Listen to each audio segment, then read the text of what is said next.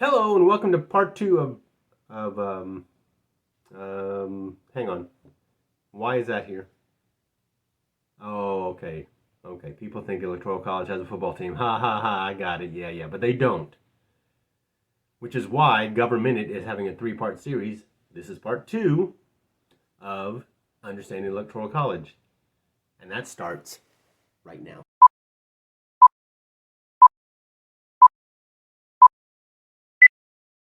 Hello, Raindrops, new subscribers, and old friends, and welcome back to Government Minutes That Matter.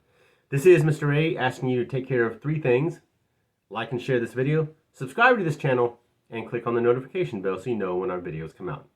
As always, this video is dedicated to the glory of God who blessed this land. This is part two of our three-part series, Understanding the Electoral College. The third video will come out in 3 days, this coming Thursday, so be on the lookout for that.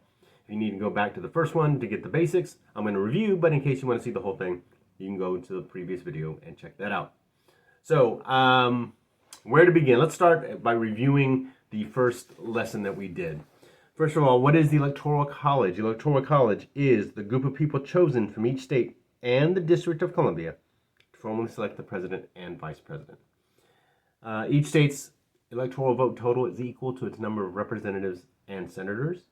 So all the states combined are going to total the total of the House and Senate together, which is 535. But there's 538. So why 538 electoral votes? So why are there three more? Because the 23rd Amendment gave the citizens of the District of Columbia 3 electoral votes, just like a smaller state. Both the Democrats and Republican parties in each state will nominate a slate of electors equal to its state's congressional delegation or electoral votes to do the actual voting for president and vice president. You will vote for electors. More on that coming up.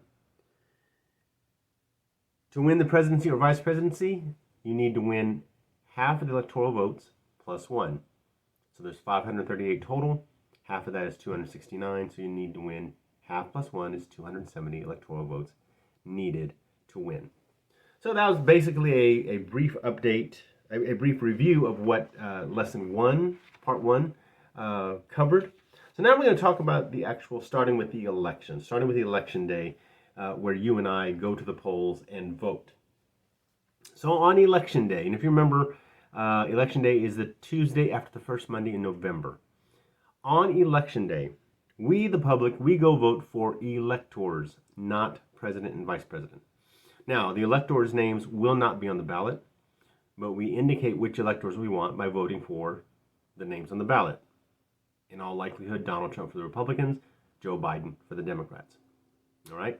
So that's how you indicate which electors you want, because those electors will then go vote for president and vice president. But before we get there, let's finish this up. So, on election day, we, the public, we go vote for president and vice president, actually electors. And in most states, with the exception of Nebraska and Maine, who split theirs up a little differently, most states, it's winner take all. So in Texas, I've been using my state as an example. In Texas, we have 40 electoral votes. If Donald Trump beats Joe Biden by just one vote, he gets all of Texas' 40 electoral votes. In effect, on election day, there are 51 separate elections going on, and the results of the popular vote only count in that state. The nationwide popular vote does not matter because you win by winning the Electoral College. So, in our case, in Texas, if we vote for Donald Trump, which happened last time and in 2016, Donald Trump gets all the state's electoral votes. Once again, Maine and Nebraska do it a little bit differently, but for the most part, almost all states do winner take all. So that is step one on election day, Tuesday after the first Monday in November. Step two, the Monday after the second Wednesday in December, the winning electors from each state. So going by recent trends, in Texas, obviously it's the Republican electors. In Florida, it's Republican electors. In New York and California, it's the Democrat electors. So on the Monday after the second Wednesday in December, the chosen electors, chosen by the state's popular vote, go to their state capitals and vote for president and vice president. They do two separate ballots. The first ballot is for president. The second ballot is for vice president. Now, that did not used to be the case. It used to be they voted and the winner of the electoral vote, the most electoral votes, became president. And the second place, the person who finished second, became vice president. Now, how well would that have worked in 2016, where you'd had Donald Trump, the president, and Hillary Clinton, the vice president? Or in 2020, Joe Biden, the president, and Donald Trump, the vice president. So in the 12th Amendment, they changed the way electors vote, and now they vote 2 times. First time for president, second time for vice president.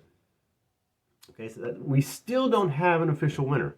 We don't officially know who is the new president or the returning president, because that goes on to step 3. Oh, before we get to step 3, in step 2, after the ballots are cast, they are signed by the electors, sealed, and sent to the president of the Senate, which is the vice president of the United States, in Washington, D.C.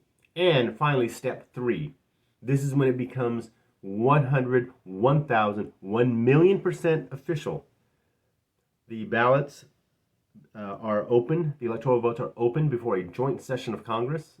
You know, remember back in the 90s when Bill Clinton heard about a joint session, he went running. It wasn't what he thought.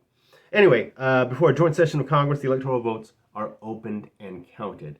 And then, and only then, do we know 1,000% for sure who the new or returning president and vice president are. And so that is the official, the 3 official steps, starting with the election, of how we elect a president and vice president. So that's on January 6th. 2 weeks later, on January 20th, the president and vice president take the oath of office to begin a new 4-year term of office. And so that is how we elect a president. But the question comes up, if the Electoral College is 538 total votes, couldn't you have a tie? Yes, you can. If it's 269 to 269, no one has won. And so what happens at that point is, if that's what happens, the House of Representatives gets to decide who becomes president. Now, it's done on a state-by-state basis, so there's only 50 states, so there's only 50 votes. District of Columbia is not a state of the Union, so it does not get a vote if the election goes to the House of Representatives. So in the House of Representatives, each state determines how they're going to vote. Now, obviously, if the state's delegation is mostly Republican, in all likelihood, they'll vote for the Republican. Or if it's mostly Democrat, in all likelihood, they will vote for the Democrat. It takes 26, a majority of 50, votes to win the presidency. If no one wins the required number of electoral votes to be vice president, that goes to the Senate of the United States for them to decide who becomes vice president, and they vote as individuals. And since there's 100 senators, it takes 51 votes. It takes 51 votes for a person to be named vice president if the Electoral College does not figure that out. So that is how, in case there's a tie, the House picks the president and the Senate picks the vice president of the United States. So that's step 2, or part 2 of our 3-part series on how or understanding the Electoral College. So if you are still don't have it, please go back to video number 1, then rewatch this one, and this coming Thursday in 3 days, video number 3, part 3 of Understanding the Electoral College will be coming out. Thank you so much for joining us. I hope you paid attention, because there will be a test this coming election, November 5th. This is Mr. A reminding you that we, the people, are the government. We'll see you next time.